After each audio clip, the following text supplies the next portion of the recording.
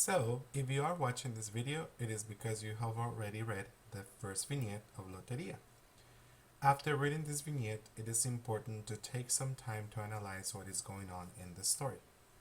One way of doing that is by taking specific details from the vignette using the following table. We have a space for the vignette we are analyzing.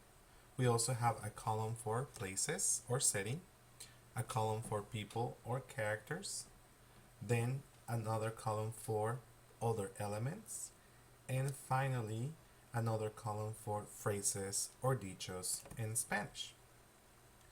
At the bottom of the table, we have this very good question: what does this vignette show me?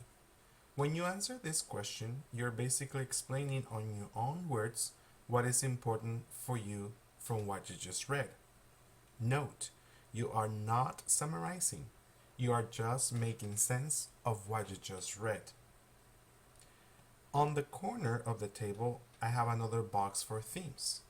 Themes are specific ideas, points, or topics from the story. One way to help us identify themes is by thinking about the message that the story is showing us with images, dialogue, characters, and other details from the story. Now let's look at the vignette we just read. We're using the same table. We have La Araña as the vignette we are analyzing, and we have for places or setting, we have this room is full of spiders, a wobbling chair, old wooden desk, Casa de Esperanza, and of course, spiders. For people or characters, we have the word you, which is in reference to God. The narrator talks to God.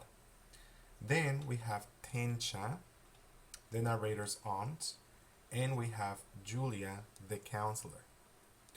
Other elements are La Virgen de Guadalupe, or the Virgin of Guadalupe. The Price is Right, which is in reference to a TV show the narrator used to watch. Then we have Nosotros los Pobres, a very classic movie in Mexico from the 1950s. And Pedro Infante, who was a very famous actor and singer, and the protagonist in this movie. As a note, I would suggest you just Google these titles to help you understand a little more about the references that the narrator is making in the story.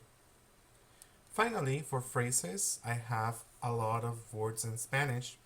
Échale ganas, por favor, Dios mío, ¿por qué me haces esto? After I have all of that, then I answer the question, what does this show me? And I wrote, this vignette shows how Luz is very quiet in a dark place. There is some trauma that she experiences that does not allow her to speak. I know something bad happens to her. We don't know yet. She only speaks to God by writing you. This shows how religion is part of her identity. She also speaks Spanish, which is also part of the culture and languages she speaks. Finally, for the last part of this table, what do I notice, or themes, I am writing things that I noticed so far. I think about childhood because the narrator is still a child. I think about culture because she talks about things that she remembers growing up.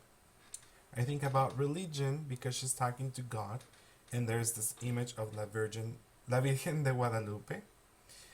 And then finally, language. For language, I have Spanish because she uses phrases in Spanish, as we could see.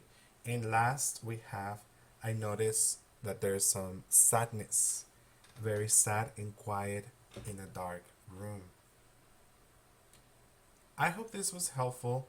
Let's keep reading the following vignettes and use this table to help you analyze and break apart important elements for each chapter.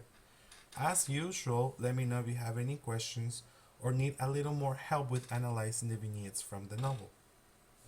Happy reading!